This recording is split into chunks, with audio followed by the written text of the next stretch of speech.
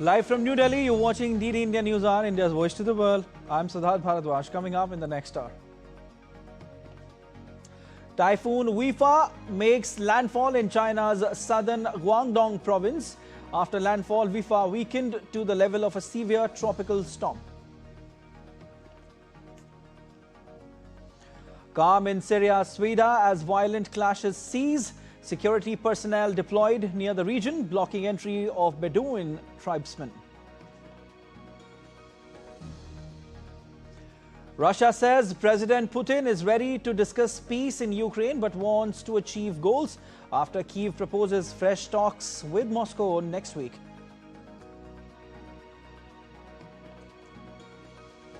Key test for Japanese PM Ishiba as nation goes to polls on Sunday. Issues like inflation, immigration in focus.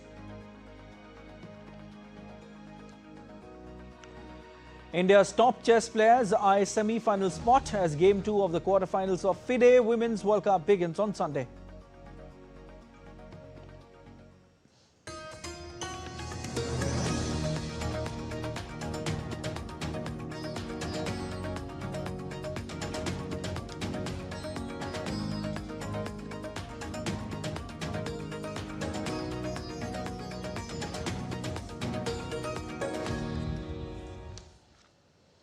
Typhoon Wipha made landfall on coast of Taishan city in China's southern Guangdong province at around 15:20 IST. After landfall, Wipha weakened to the level of a severe tropical storm. It continues westward and will eventually reach Vietnam later in the week. Typhoon Wipha has been wreaking havoc even before the landfall. Meanwhile, rain pounded Hong Kong as Typhoon Wipha skirted southwards, disrupting 400 flights and public transport, felling hundreds of trees and damaging a construction site. Just after landfall, weathermen lowered the typhoon signal in the Asian financial hub to 8 from the maximum of 10, which had been hoisted for nearly 7 hours. Hong Kong's airport authorities said 80,000 travelers were hit by the rescheduling of 400 flights forced by the typhoon. Wipha, which is in Thai, means splendor, also passed over the Philippines at tropical storm strength and drenched parts of Taiwan. All right, and DD India's Akshay Dongre joins us on the phone line. Hi, Akshay. As Typhoon Wipha has made a landfall, what is the current situation, Akshay? Well, Siddharth, if you are talking about the current situation, then Typhoon Wipha has made landfall in China's southern Guangdong province. And after the landfall, the typhoon, as you have rightly mentioned, has weakened to a level of a severe tropical storm, which still remains a big worry for not just China as far as mainland is concerned, but the neighboring region as well. So we are getting details that the speed at which Wipha actually was moving towards the mainland was about 160 kilometers per hour and was located earlier when it was reported about 60 kilometers southwest of Guangdong. That was about 5 GMT, the timing. So the situation remains critical. The highest level of warnings of this tropical storm has already been given by the authorities in Hong Kong. Preparations were made, but given the trend of extreme weather events that we have, especially triggered by the worsening global warming and climate change, the situation can worsen anytime soon. So the authorities are on a lookout. It's not just Hong Kong or mainland China, but as you have said, the typhoon will be making landfall in other countries in the region as well. So everyone may not be as prepared as China as far as the measures are concerned to contain this crisis. So this remains a big worry for the countries in the region. But again, this typhoon has raised question about the worsening situation when it comes to typhoons, when it comes to other of these kind of extreme rainfall. So the situation is now happening more frequent than ever before. And, the world really will have to take a hard look once again at the situation where the world is at with regards to global warming, the climate change that is rapidly impacting especially the global south countries. Indeed, our correspondent is saying that the situation is critical.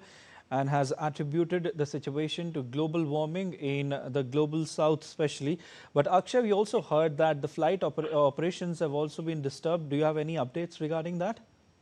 Well, yes, as far as Typhoon Wipha is concerned, there are about 400 flights that have already been disrupted. Public transport is halted at many places. Trees fell in several parts of Hong Kong as well as mainland China now. There are reports of a construction site which was damaged as well. So the weather authorities, though, have lowered the typhoon signal in the Asian financial hub to 8 from the maximum of 10, but it still remains a very, very dangerous form of typhoon to have hit the region in many years. All right, we leave it there. Thank you so much, Akshay. And earlier on Saturday, a tourist boat capsized in Vietnam due to the impact of Typhoon Wipha. The incident took place in Quang Ninh province of Ha Long Bay, a popular tourist destination in the north of the country. At least 35 people have died and 4 remain missing. The vessel was carrying 49 people, including several children, when it capsized in UNESCO World Heritage Site because of sudden heavy rain. There was no official announcement on the nationality of the tourists as emergency crews kept looking for survivors. Prime Minister sent his condolences to the families of the deceased and called on the defense and public security ministries to conduct urgent search and rescue. Elsewhere in Asia, torrential rains continue to lash South Korea for a 5th day on Sunday, keeping nearly 3,000 people from returning to their homes. Rain is forecast to last until Monday in some areas, as officials urged extreme caution against the risk of landslides and flooding, with warnings issued across most of the country. The downpour started on Wednesday and has resulted in 14 deaths, with 12 people missing, mostly in the southern and central parts of the country. A series of powerful earthquakes struck off the coast of Russia's Far East on Sunday, triggering a tsunami alert. The U.S. Geological Survey said 5.0 magnitude and 6.7 magnitude earthquakes did not initially trigger a tsunami alert, but were followed by a 7.4 magnitude quake, prompting authorities to warn that hazardous tsunami waves are possible. It said the tsunami alert zone applied for coastal areas within a radius of 300 kilometers of the epicenter in the Pacific Ocean. The state of Alaska sites across the Bering Sea from the city, but no U.S. territory appeared to be in the alert zone. The epicenter was around 140 kilometers east of the capital of the Russia's Kamchatka region. The Kamchatka Peninsula is the meeting point of the Pacific and North American tectonic plates, making it a seismic hot zone. Russian President Vladimir Putin is ready to move toward a peace settlement for Ukraine, but Moscow's main objective is to achieve its goals. Kremlin spokesperson Dmitry Peskov told a state television in a clip published on Sunday that this is a long process which requires effort and it is not easy. He added that the world was now accustomed to U.S. President Donald Trump's sometimes harsh rhetoric, but pointed out that Trump had also underscored in comments on Russia that he would continue to search for a peace deal. Everyone has grown accustomed to his rather harsh and straightforward rhetoric. At the same time, he reaffirms his intention to continue doing everything possible to facilitate a peaceful settlement. Indeed, President Putin has repeatedly spoken of his desire to bring the Ukrainian settlement to a peaceful conclusion as soon as possible. This is a long process. It requires effort.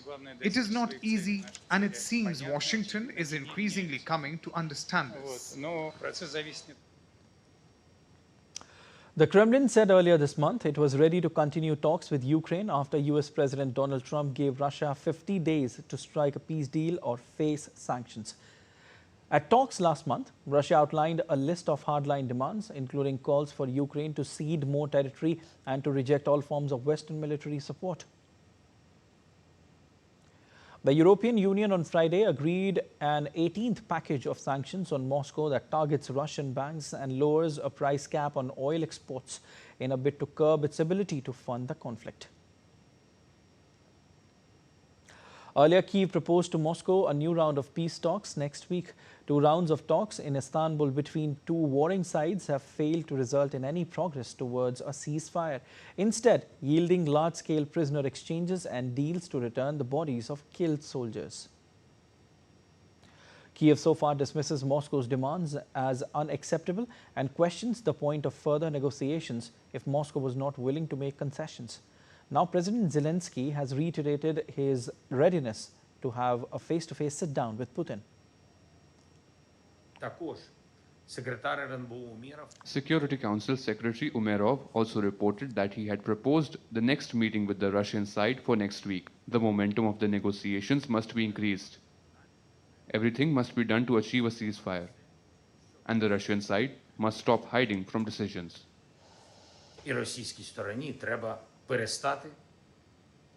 Iran, Britain, France and Germany have agreed to hold talks on Tehran's nuclear program. Iran's semi-official Tasnim news agency reported on Sunday that the decision was taken following warnings by 3 European countries that failure to resume negotiations would lead to international sanctions being reimposed on Tehran. Tasnim reported this, quoting a source informed with the matter. It added that the principle of talks has been agreed upon, but consultations are continuing on the time and place of the talks. The country in which the talks could be held next week has not been finalized. Residents in Syrian city of Sweida reported calm on Sunday after Islamist-led government declared that Bedouin fighters had withdrawn from the predominantly Druze city. Earlier on Saturday, Druze fighters pushed out rival armed factions from Sweida after the government ordered a ceasefire following a US brokered deal to avert further Israeli military intervention. A Syria monitor said that the death toll from violence in the country's south had topped 1,000. After the ceasefire, members of the Internal Security Command were deployed in Al-Mazraz village near the city and blocked the entry of armed Bedouin tribesmen. Meanwhile, a few Druze residents stood by the fence between Israeli-controlled Golan Heights and Syria on Sunday morning. Over the past few days, Druze residents had breached the fence and crossed into Syria in solidarity with their kin in Sweida, where clashes broke between Bedouin and Druze fighters. And still to come on DD India Newshour. The CEO of an American tech company resigned. Stay with us to know the reason.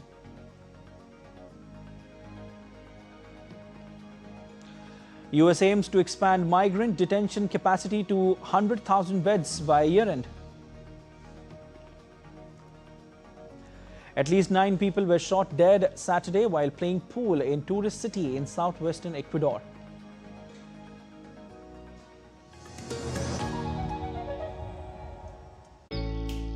Jharkhand will mesmerize you with majestic nature, rich heritage and colorful culture.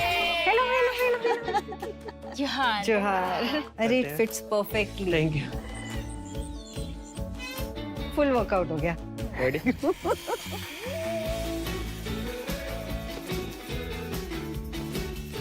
Postcards from Jharkhand on National Geographic.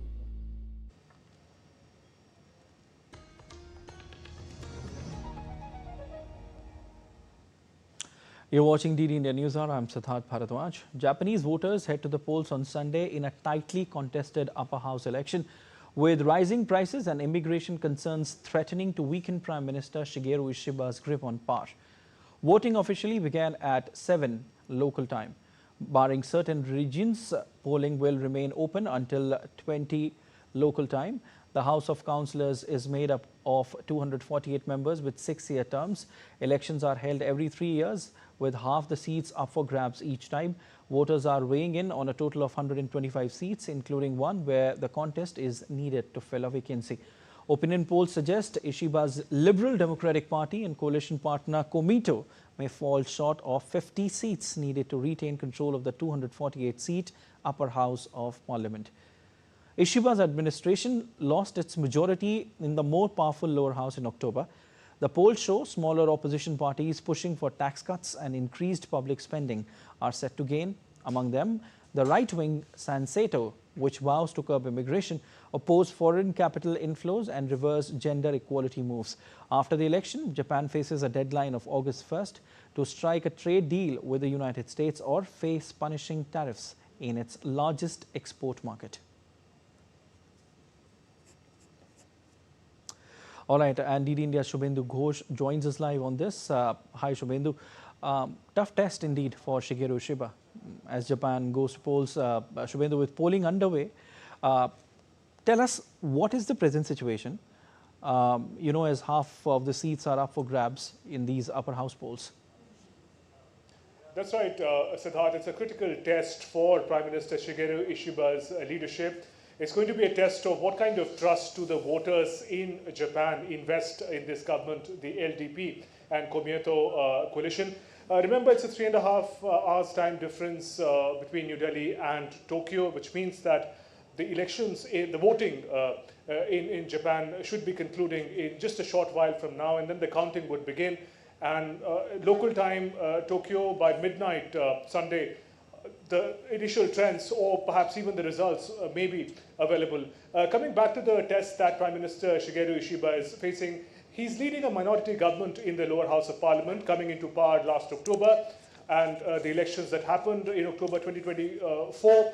He's leading a minority government that was in many ways anchoring on the majority that the coalition, LDP and Komeito, had in the upper house. And now about 125 seats are going into polls, of which they must win at least 50 seats to be able to retain that majority. Although the opinion polls show that it is unlikely to be able to manage that number, at least 50 seats out of 125. Now, what does that mean in case he loses that majority? Well, the first thing would be that the coalition would have now minority in both the lower house and the upper house if Prime Minister's coalition loses the majority in the upper house, which would further destabilize the government, his own position in the party. There could be calls for him to step down, which is also a tradition in Japan. So in many ways, a lot about his personal political standing, the future of his party, and Japan's larger political future anchors on what happens in these crucial elections. Indeed. Shubhendu, inflation and migrant issues are major one there. What are Japanese saying on the same, and how is Japan planning to deal with it?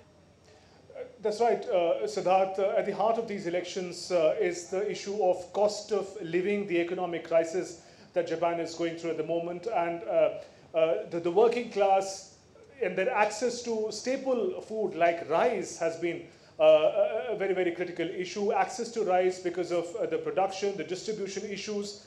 The price of rice is at an all-time high for the past 2 years. The inflation is about upwards of 3%.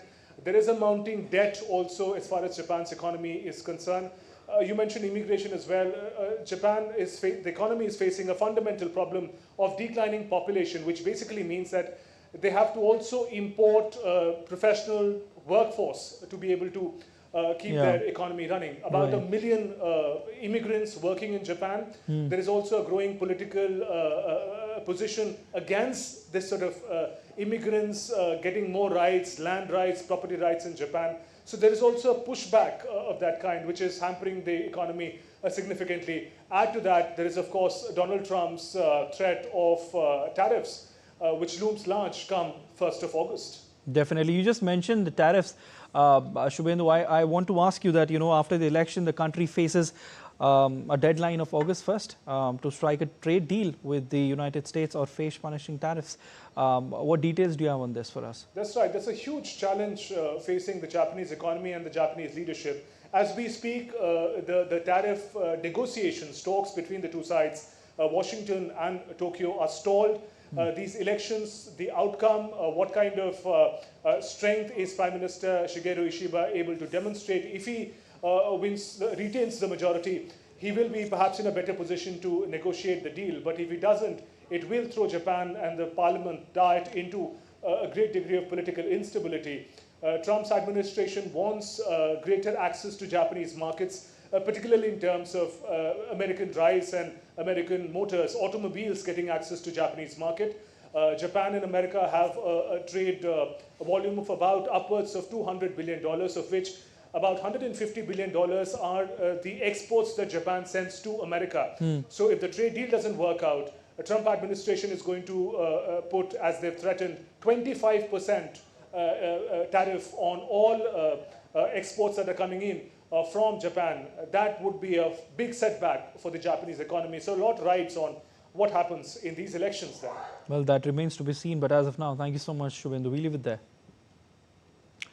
Australia's island state of Tasmania appeared on Sunday to be heading for a minority government as vote counting continued after an election that did not produce a clear winner. The Conservative Liberal government was on track to win more seats than the main Labour opposition in the new parliament, but would probably fall short of a majority, in fact, after Saturday's election. The Liberals' strong performance under Jeremy Rockliff, Premier since 2022, follows a heavy defeat suffered at May's national election, which returned Anthony Albanese-led Labour for a second term with an increased majority. The only Australian state to elect its lower house on the basis of proportional representation, Tasmania has a long history of minority governments. Wilderness or protected areas make up 40% of the island, which is 445 kilometers away from Melbourne, usually requiring a flight of an hour or a ferry crossing 10 times longer to cover the distance. The Trump administration's decision to slash nearly all U.S. foreign aid has left dozens of water and sanitation projects, in fact, half finished across the globe, creating new hazards for some of people they were designed to benefit. In Kenya's Taita Taveta, a largely rural county that has endured cyclical drought and flooding, workers had only managed to build brick walls along 220 meters of the 3.1-kilometer irrigation canal when they were ordered to stop. The community has asked the Kenyan government and international donors to help finish the job at a projected cost of $526,000 US. The Trump administration and its supporters argue that the United States should spend its money to benefit Americans at home rather than sending it abroad, and say US aid had strayed from original mission by funding projects like LGBT rights in Serbia. The U.S. Immigration and Customs Enforcement is racing to build migrant tent camps nationwide, aiming to expand detention capacity from 40,000 to 100,000 beds by year-end. The Immigration and Customs Enforcement is prioritizing large-scale tent facilities at military bases and ICE jails, including the sites in Texas, Colorado, Indiana, and New Jersey. Officials of the U.S. Homeland Security have expressed the preference for detention centers run by Republican states and local governments rather than private prison companies. Early this month, the U.S. Senate passed a budget reconciliation bill that includes a fund of $45 billion US for building new immigration detention centers. Brazilian President Luiz Inácio Lula da Silva has denounced U.S. visa sanctions on Supreme Federal Court judges, including Alexandre de Moraes, involved in the coup case against former President Jair Bolsonaro. Lula called the U.S. move arbitrary and a violation of sovereignty. The U.S. revoked visas for Moraes and allies, citing a political witch hunt against Bolsonaro, who faces trial for allegedly trying to overturn Lula's 2022 election win. Bolsonaro is on trial for allegedly seeking to stay in power by overturning the 2022 election win by Lula. In fact, Moraes ordered Bolsonaro to wear an electronic monitor and avoid social media. Sri Lanka's independent regulator has sacked a senior police officer for failing to prevent the 2019 Easter Sunday bombings, which killed 279 people, including 45 foreigners. Nilantha Jayawardena, the former head of the State Intelligence Service, has been found guilty of negligence, ignoring alerts. Court's records show that Jayawardena had been alerted to possible terror strike 17 days before the coordinated suicide attacks on April 21, 2019, which targeted 3 hotels and 3 churches. More than 500 people were also wounded in the bombings.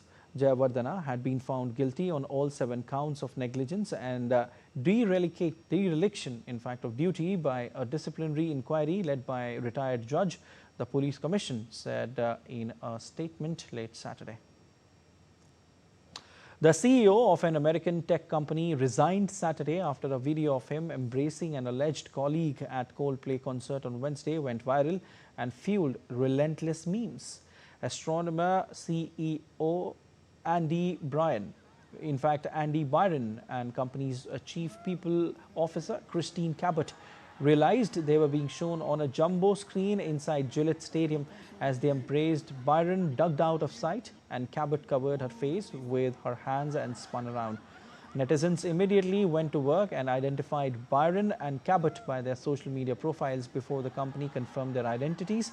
The video has garnered millions of views on TikTok and other social media platforms. The Paris Metro celebrated its 125th anniversary on Saturday, marking the inauguration of Line 1 in 1900 during the World's Fair. The iconic transit system, a global symbol with its Art Nouveau entrances, hosted a commemorative event at Port Mayo Station, attended by RATP CEO Jean Castex. The metro, spanning 245.6 kilometers with 321 stations, is undergoing modernization and driverless trains and platform screen doors, aiming to double in size by 2031 via the Grand Paris Express. This celebration highlighted its cultural and historical significance, with Line 1's driverless trains serving landmarks like the Louvre and Arc de Triomphe. And let's take a look at other stories making news around the world. At least 9 people were shot dead Saturday while playing pool in a tourist city of southwestern Ecuador. A group of armed men opened fire on several people at a bar and working class neighborhood of General Villamil Playa, a coastal city in the southern Guayas province and destination for local tourists. Police said 2 people were injured in the attack and treated at a local hospital.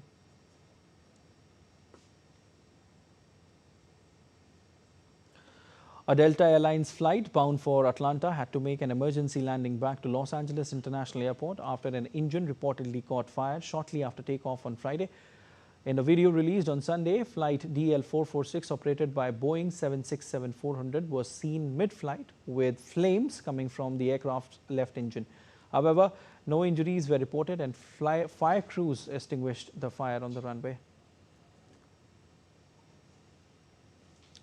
A 29-year-old man suspected of driving his car into a crowd outside a Hollywood nightclub in Los Angeles has been arrested. The suspect, identified as Fernando Ramirez, was booked into custody and charged with assault. 30 people were injured in the incident, of which 7 victims are in critical condition, 6 in serious. Los Angeles mayor called it a heartbreaking tragedy and the club expressed sorrow.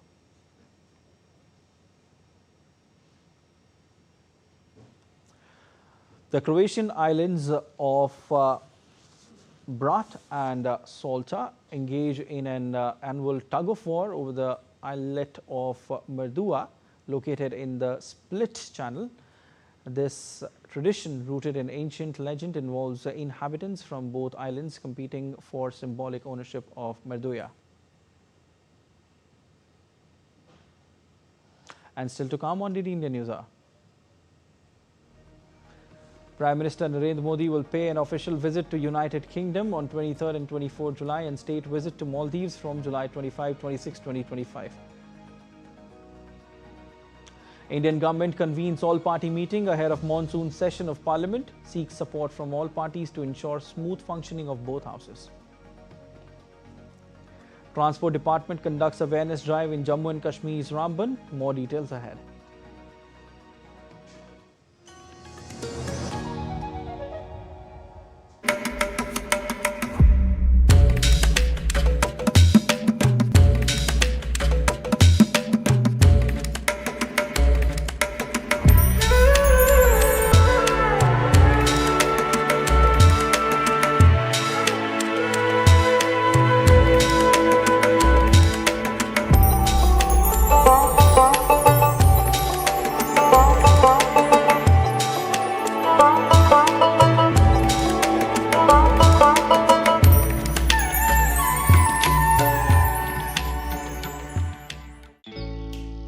Jharkhand will mesmerize you with majestic nature, rich heritage and colorful culture.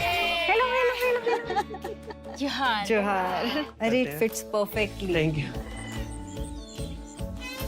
Full workout हो गया. Ready?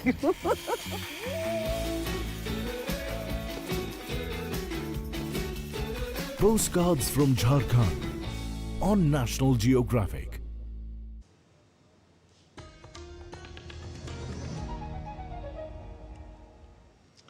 You're watching DD India Newshour. I'm Siddharth Bharadwaj, and a quick recap of the headlines.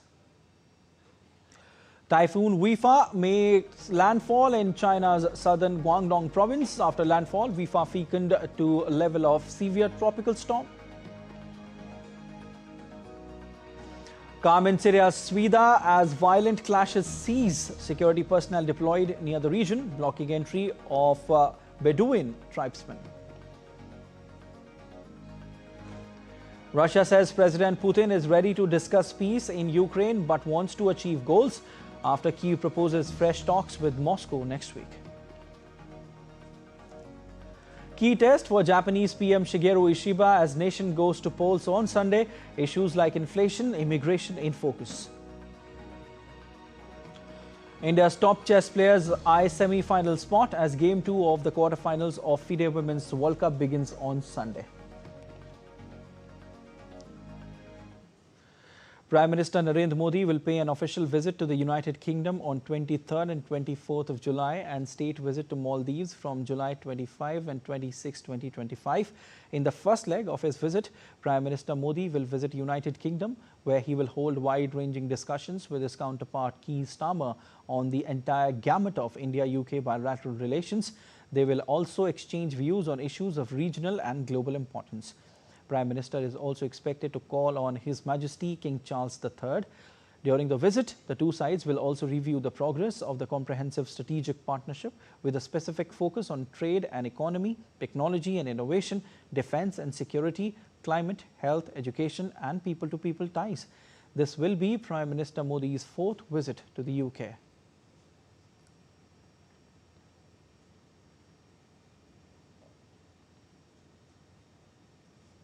In the second leg of his visit, Prime Minister will undertake a state visit to Maldives on 25th and 26th of July.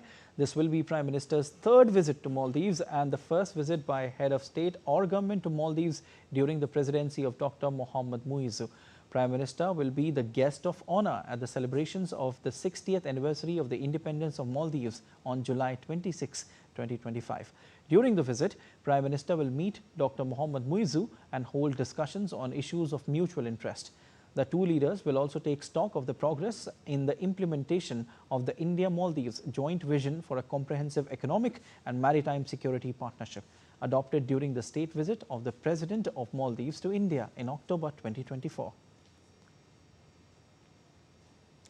Union Minister of State for External Affairs Pabitra Margarita met with the Indian diaspora in the Kingdom of Eswatini. In a post on social media site X, he said that the diaspora's valuable contributions to continue to strengthen people-to-people connections and further deepen the bilateral ties between India and Eswatini. Earlier, he handed over ICCR scholarship letters to 30 selected students from Eswatini. Margarita also called on the country's agriculture minister. The duo held productive discussions on enhancing bilateral cooperation in the field of agriculture. The Indian government has called an all-party meeting ahead of the monsoon session of the parliament beginning on Monday. During the meeting, the government sought cooperation from all political parties to ensure the smooth functioning of both houses of parliament. The monsoon session, which will be held from 21st of this month, will continue till the 21st of August. During the session, there will be a total of 21 sittings of both houses. Parliamentary Affairs Minister Kiren Rijiju said that the government is open to discussion on all important matters like Operation Sindoor. We are very open to discussion on important issues like Operation Sindoor, related to all the incidents right from the attack in the Pahalgam. These are issues of great national importance. Government is not shying away from discussion. The only thing I'm saying is we will discuss under certain rules, certain procedure with a convention which is there before us. So government will never shy away from discussion unless it is prevented under certain rules or under certain provisions. Congress MP Gaurav Gogoi said that Pahalgam is among the main issues that the party will raise during the monsoon session. The issues that we deem are important in this session are Pahalgam, are the conflict on our borders, especially with countries coming together to form a two-front axis, and also the right of every citizen to vote, and the concerns regarding the special intensive revision in Bihar. All right, indeed, India's Dibendu Mondal joins us live on the story. Hi, Dibendu. Monsoon session starting from Monday. What can we expect? Well, Siddharth, of course, the monsoon session is as per the schedule and it is beginning from tomorrow. And of course, all eyes will be as to what the monsoon session, what all debates and key important bills are brought up in this session of Parliament. Because remember, this is a 1 month long sitting that both the houses, the Lok Sabha, which is the lower house, the Rajya Sabha, which is the upper house, will have, with a small break of about 5 days in between. Correct. Owing to the fact that, there is this Independence Day celebration as well as the Raksha Bandhan celebration. But apart from that, the earlier, what the monsoon session was supposed to be held till the 12th of August has now been extended till the 21st because the government wants to bring in key legislation. There are various important legislations that are expected to be brought in by the government this time around. And some of the key important bills, of course, the Jan Vishwas bill, the taxation amendment bill, the lands, the ports bill. There are other important bills that the government is expected to bring in this particular session. But also the important issues of Operation Sindoor and the Pahalgam terror attack, and also with the unfortunate Air India crash that we had seen in Ahmedabad, are also some of the issues that are likely expected to come up for debates and discussions in both the houses of Parliament. And also, Siddharth, there are two important issues that are also likely to be picked up, for which it is said that, the budget session, I beg your pardon, the monsoon session was expected is also, there are two sitting judges of both Allahabad High Court, and their impeachment could be discussed in this session of the monsoon session of Parliament. So therefore, it is going to be a politically power-packed session of Parliament this time around.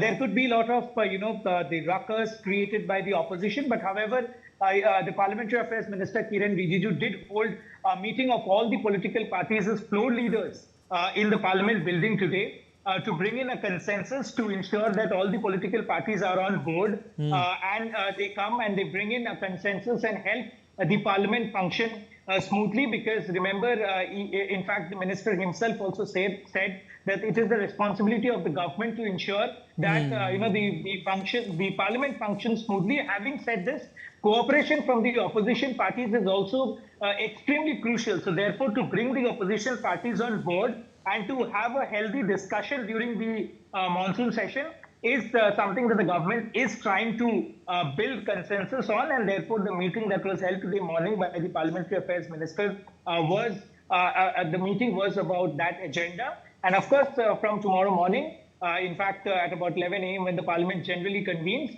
we'll have the first sitting of the monsoon session that will begin on the 21st of June. Siddharth. All right, so it's going to be, the monsoon session of the Parliament is going to be a politically power-packed session. That's what our correspondent Dibendu Mondal has just said. Thank you, Dibendu, for all those updates. And India's External Affairs Minister Dr. S. Jaishankar on Sunday participated in the Guru Samman and Felicitation program for new civil services entrants organized by Sankalp Foundation. While addressing the event, Sankalp Minister Jaishankar congratulated the new entrants and their families and appreciated the efforts of the Sankalp Foundation in supporting candidates from various parts of India in their civil services exam preparation. जिन्होंने ये exam जिन्होंने सफलता पाई है, मैं उनको और उनके परिवारों को मैं बधाई देना चाहता हूँ। आज जब मैं बैठ के मैं देख रहा था कि ऑल इंडिया रैंकिंग लिस्ट में कितने लोग जो हैं संकल्प के सपोर्ट से, संकल्प के माध्यम से सफल रहे हैं। मैं आज संकल्प फाउंडेशन को भी मैं बधाई देना चाहता हूँ कि ये आपका योगदान है क्योंकि गुड गवर्नेंस की हम बात करते हैं। गुड गवर्नेंस के अलग अलग पहल होते हैं, इसमें good people to be part of good governance is very important. And इसमें आप लोगों का जो योगदान जो है उसकी मैं सराहना करता हूँ, उसकी मैं प्रशंसा करता हूँ। Youth Spiritual Summit 2025, which was hosted by Ministry of Youth Affairs and Sports to combat drug abuse, was concluded on Sunday in Varanasi, Uttar Pradesh. At the historic summit, the transformative Kashi Ghoshna Patra, that is, Kashi Declaration, was released, which is a powerful commitment to build a drug-free developed India. More in this report.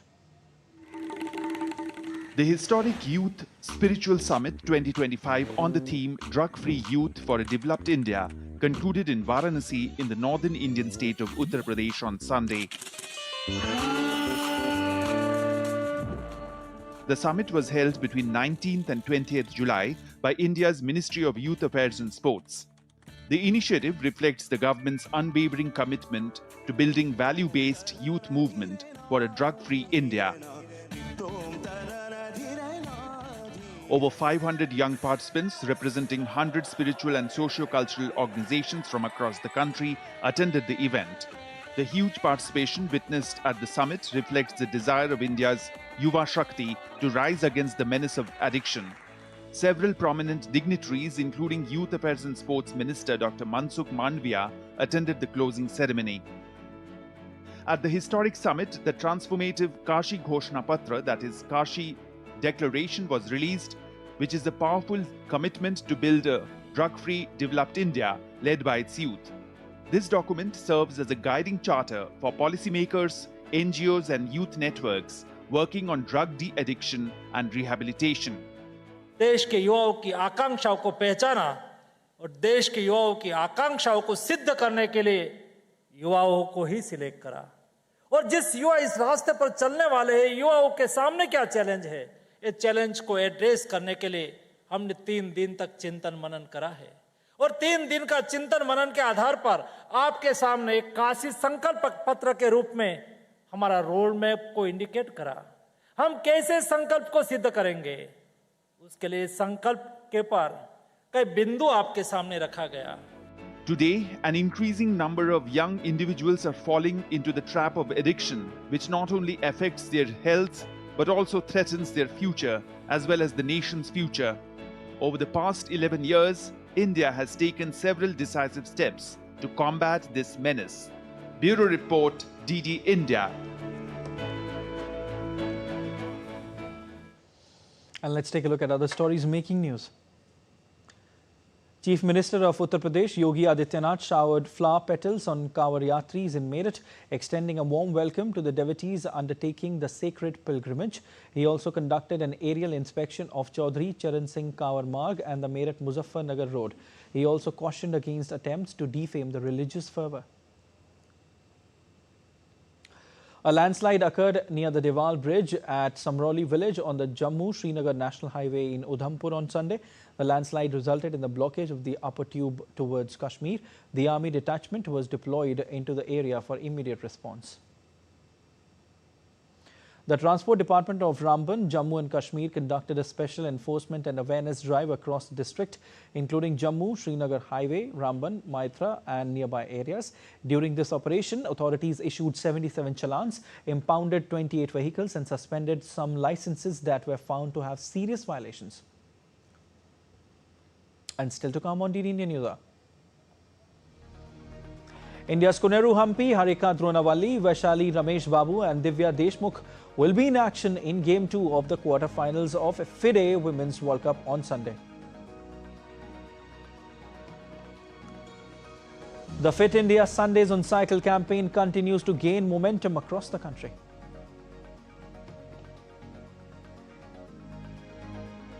And we show you a unique competition involving goldfish.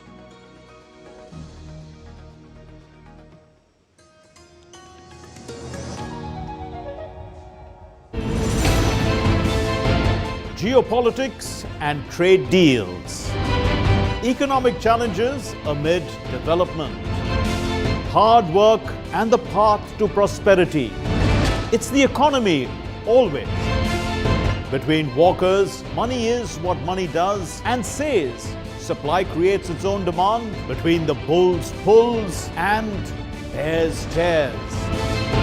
When supply chains globalization and India rises to the podium. We'll get you centered with the Economic Brief at 8 p.m. every Thursday on DD India.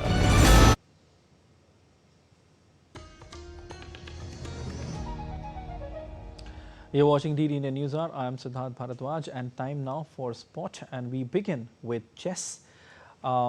India's Koneru Hampi, Harika Dronavalli, Vaishali Ramesh Babu and Divya Deshmukh will be in action in the Game 2 of quarterfinals of FIDE Women's World Cup on Sunday. Koneru Hampi registered a crucial win while Vaishali, Divya Deshmukh and Harika Dronavalli played out draws in Game 1 on Saturday. Hampi only needs a draw on Saturday, in fact, to become the first ever Indian woman to reach the semis. The experienced Harika and held youngster Divya to a draw, while Vaishali secured a draw against China's Stan Zhongyi. The World Cup offers 3 spots to FIDE Women's Candidates Tournament, and which take place in the first half of 2026. July 20 celebrated as the International Chess Day. The day not only honors the birth of International Chess Federation in 1924, but reflects on the rich legacy and global impact of a game that has stood the test of time. This year's celebration carried a deeper message of inclusion, empowerment and social growth. Here's more. From ancient India to the global stage, chess continues to evolve not just as a sport, but as a force for education, equality and mental strength. The theme for International Chess Day 2025 is Every Move Counts, serving as an apt reminder that every decision can shape the amazing journey called life. Celebrated annually on July 20, International Chess Day marks the foundation of the International Chess Federation in 1924. After celebrating 100 years in 2024, FIDE entered a new era, with 2025 being declared the Year of Social Chess. Through Year of Social Chess, International Chess Federation has underlined the immensely important role chess can play for social inclusion, education, empowerment and well-being. There is a quote by the Grandmaster that one bad move nullifies 40 good moves. See, one bad move just ends the game. So in life and in chess, both every move counts. If you make one bad decision in life also, then you have to suffer the consequences. So likewise, you have to play all the good moves in chess and in life. The amazing game of 64 squares traces its roots in ancient India. It all began as Chaturanga, the ancient Indian strategy board game. It evolved to the present-day board game that continues to captivate people across the globe. India remains at the heart of this global chess revolution. Over the past year, Indian chess has scripted history. At the 45th Chess Olympiad in Budapest, both the men's and women's teams clinched double gold, a first for the nation. D. Gukesh became the youngest world chess champion, while Divya Deshmukh clinched individual gold at Chess Olympiad. Vantika Agarwal, who contributed to India's team triumph at the 19th Asian Games, was conferred the Arjuna Award 2024. Gukesh was awarded the Major Dhyan Chand Khel Ratna, India's highest sporting honor. Veteran Koneru Hampi added another chapter to her illustrious career, clinching her second Women's World Rapid Chess Championship, while Arjun Erigassi, part of the gold medal winning team in Budapest, crossed the elite 2800 ELO mark, becoming only the second Indian to do so. The game of chess is deeply embedded in the history of India and the world. Now, on the occasion of International Chess Day, let's look at some interesting facts about chess. About 70% of the adult population in US, UK, Germany, Russia, India has played chess at some point in their lives. 605 million adults play chess regularly. Mathematically, there are more possible games of chess than there are atoms in the observable universe. It is possible to checkmate an opponent in 2 moves. The oldest chess grandmaster was Yuri Auerbach, who lived to be 100 years old. The United Nations recognizes chess as a global game that promotes education, sustainable development, peace, and understanding among people. It's a tool for inclusion, aligning with the goals of 2030 Sustainable Development Agenda. From the past to the future, chess remains a game of skill, strategy, and silent power. As India leads from the front, this International Chess Day reminds us all that indeed, every move counts. With cameraman Ajit Kumar, this is Meher Raj Singh for DD India, Delhi. The Fit India Sundays on Cycle campaign continues to gain momentum across the country. In New Delhi, the event was flagged off from the Jawaharlal Nehru Stadium. This edition saw enthusiastic participation from school children, athletes and fitness influencers. Here's more. The latest edition of Fit India Sundays on Cycle was aimed at creating awareness against substance abuse. Beginning from Delhi's Jawaharlal Nehru Stadium, the event saw participation from thousands of children, teachers, fitness enthusiasts and renowned cyclists from the sports world. On this occasion, the Director General of the Sports Authority of India, Mayank Srivastav, said that Sundays on Cycle is receiving tremendous support across the country and millions of people are now associating with this movement.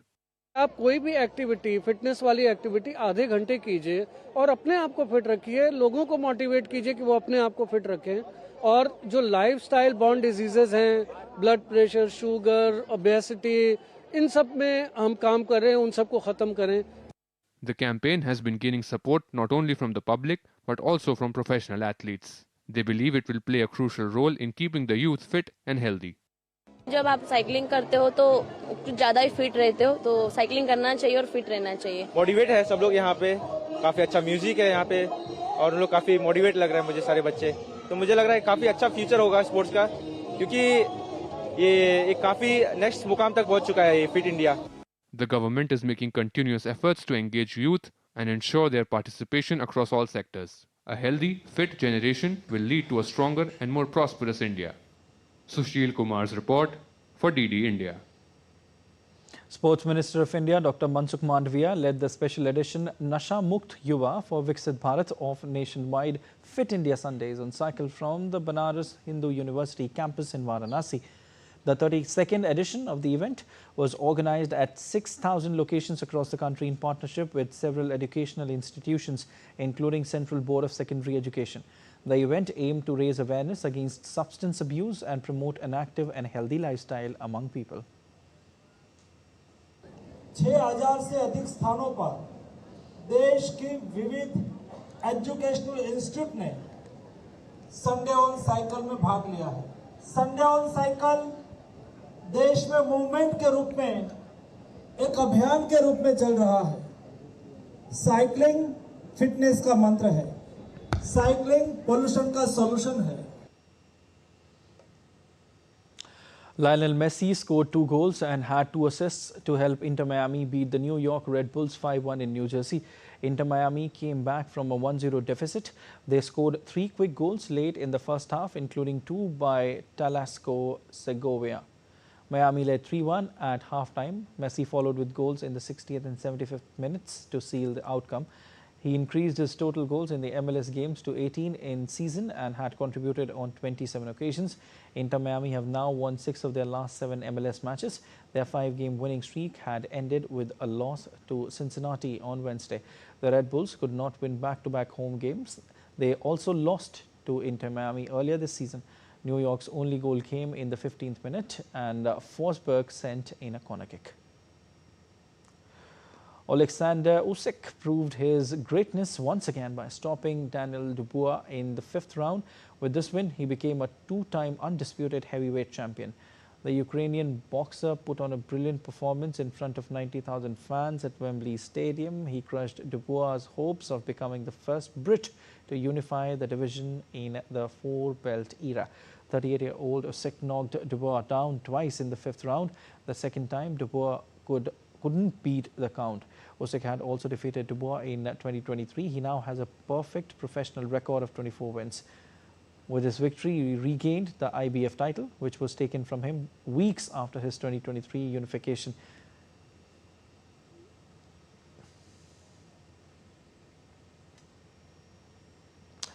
Fuzhou is known as the goldfish capital of China. With a long history of goldfish breeding dating back over 400 years, the city recently held its local goldfish competition, which featured a total of 833 goldfish across 18 categories. Have a look at this wonderful visual.